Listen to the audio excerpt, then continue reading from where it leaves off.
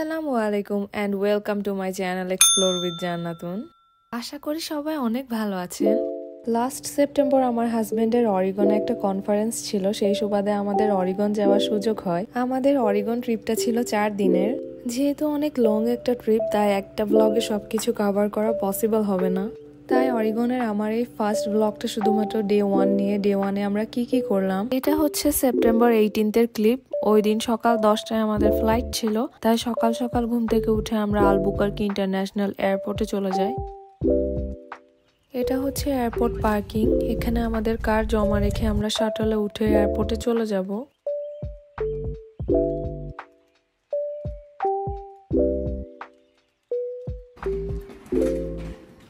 এয়ারপোর্টে পৌঁছানোর পর ভিতরে ঢুকে আমরা বোর্ডিং পাস নিয়ে নিলাম।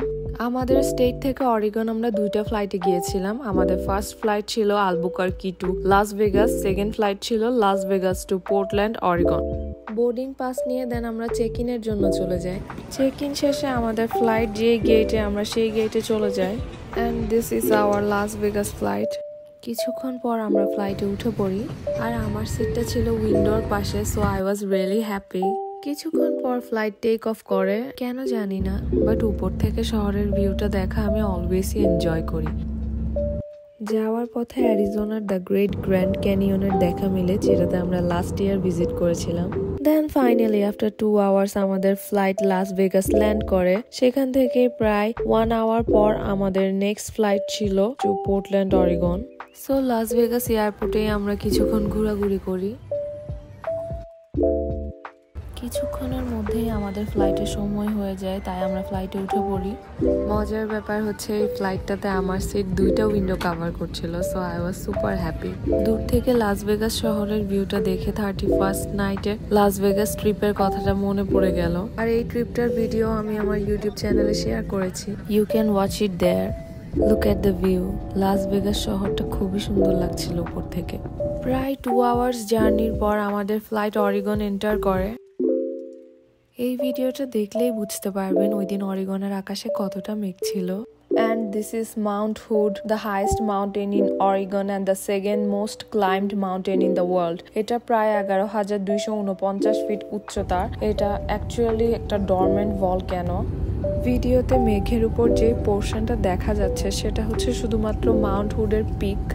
আর আমরা তখন প্রায় 10,000 ফুট উচ্চতায় ফ্লাই করছিলাম, so you can guess how high the Mount Hood actually is.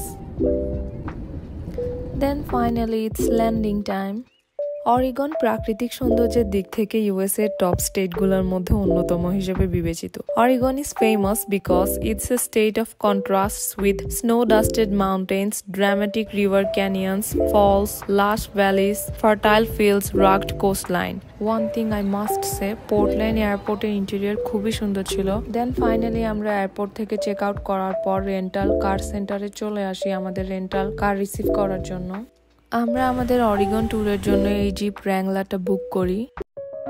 অরিগনের সীমানার মধ্যে প্রায় সব ধরনের ভৌগোলিক বৈশিষ্ট্যকে একত্রিত করে, আর এই বৈশিষ্ট্যটাই অরিগনকে অন্যান্য স্টেটগুলো থেকে আলাদা করে তুলেছে। অরিগনের এত সব ভ্যারাইটিজের কারণে আমি অরিগন ট্যুর নিয়ে অনেক বেশি এক্সাইটেড ছিলাম, কজ আমাদের স্টেটে শুধুমাত্র মাউন্টেন্সই দেখা যায়। এখানে কোনো ফলস, রিভার্স আর কোনো ওশান নেই, বাট অরিগনে একসাথে এই সব কিছু সমন্বয় আছে, যে কারণে আমি অনেক হ্যাপি ছিলাম যে প্রায় অলমোস্ট 1.5 ইয়ার্স পর আমি ওশান আর ফলস দেখতে পাবো।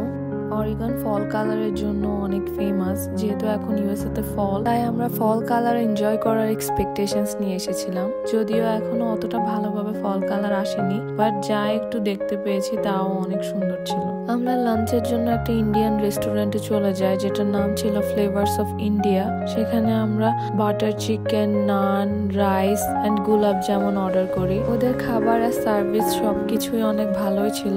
আর যেহেতু ওরা কলকাতার ছিলেন, ওরা আমাদের সাথে বাংলায় কথা বলছিলেন। আর বিদেশের মাটিতে যখন দেশি ভাষায় কথা বলার লোক পাওয়া যায়, তখন ফিলিংসটাই অন্যরকম লাগে। দেন আমরা লাঞ্চ শেষ করে ওয়ালমার্ট চলে যাই কিছু শপিং করার জন্য।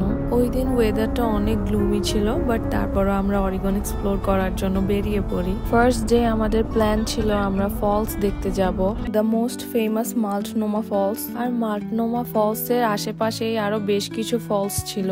Horsetail Falls, Lateral Falls, Bridal Veil Falls, Elwha Falls, Wakilela Falls, Wakina Falls।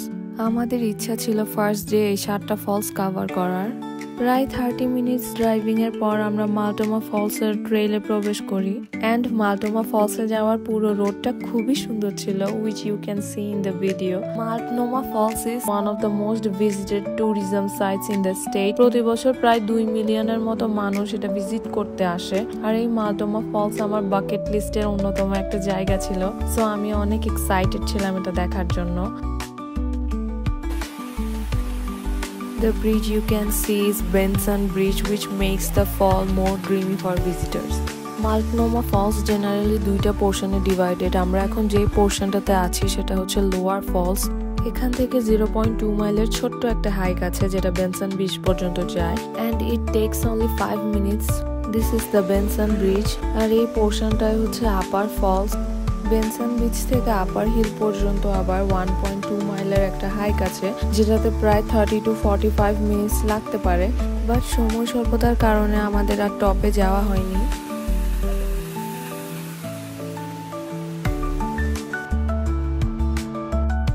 False দেখার পর আমরা এই সুভিনিয়ার শপটাতে চলে গেলাম সুভিনিয়ার নেয়ার জন্য। এরপর আমরা প্রায় 2.5 মাইলস ডিস্টেন্সে অবস্থিত হর্সটেল ফলস দেখার জন্য রওনা দিলাম। আর মাল্টনোমা ফলস থেকে সেখানে যেতে অ্যাবাউট 5 থেকে 10 মিনিট সময় লাগে বাই কার। এই হর্সটেল ফলস হচ্ছে one of the many stunning waterfalls along the historic Columbia River Highway. এই ফলসটি প্রায় 176 ফিট উচ্চতার। এই ফলসটির নাম হর্সটেল এই কারণে রাখা হয়েছে কারণ পাহাড়ের চূড়া থেকে পানিটা যে ওয়েতে প্রবাহিত হয় সেটা নাকি ঘোড়ার লেজের মতো দেখায়। এরপর আমরা সেখানে কিছুক্ষণ টাইম স্পেন্ড করে এয়ারবিএনবি এর দিকে রওনা দিব ডিসিশন নিই, কারণ তখন প্রায় সন্ধ্যা হয়ে যাচ্ছিল।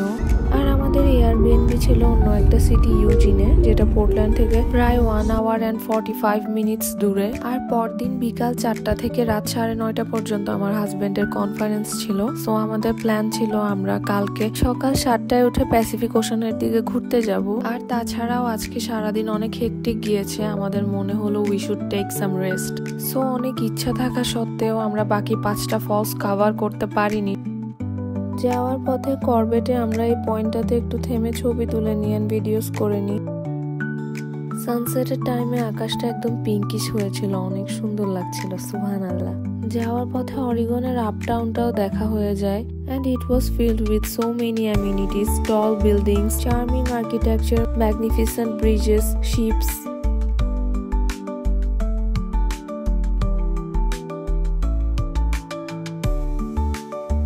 ফাইনালি আমরা আমাদের এয়ারবিএনবি এরিয়া ডাউনটাউন স্প্রিংফিল্ডে পৌঁছে যাই, and this is our beautiful little Airbnb. যেহেতু আমরা দুজনই ছিলাম তাই আমরা একটা 1 বেডের এয়ারবিএনবি বুক করি। আমাদের এয়ারবিএনবিটা বেশ কোজি আর অনেক কিউট ছিল, আর সার্ভিসও অনেক ভালো ছিল। ওখানে কাউচ, ডাইনিং টেবিল সবকিছু অনেক ছোট ছোট কিউট সাইজের দেয়া ছিল। এয়ারবিএনবিটার ফুল ট্যুর আমি আরেকটা ভিডিওতে অ্যাড করে দেব। আমার অনেক কাজিনস আর জুনিয়র আমাকে আস্ক করেছিল এয়ারবিএনবি জিনিসটা কি, অ্যান্ড আই নো যে এয়ারবিএনবি টার্মটার সাথে অনেকেই অপরিচিত, তাই সবগুলো ইনফরমেশন দিয়ে এয়ারবিএনবির ফুল ট্যুরটা আমি সেপারেট একটা ভিডিওতে আপলোড করব। রাতে ফ্রেশ হয়ে আমি আবার খিচুড়ি আর ডিম ভাজি রান্না করি, আর দুপুরের বাটার চিকেন কিছুটা রয়ে গেছিল যেগুলো আমরা পার্সেল করে নিয়ে এসেছিলাম, সো সেগুলো দিয়েই আমরা ডিনার শেষ করি। আসলে সারাদিন বাইরে যাই খাই না কেন, ঘরের রান্না করা খাবারে যে তৃপ্তি পাওয়া যায় সেটা অন্য কোনো খাবারে পাওয়া যায় না।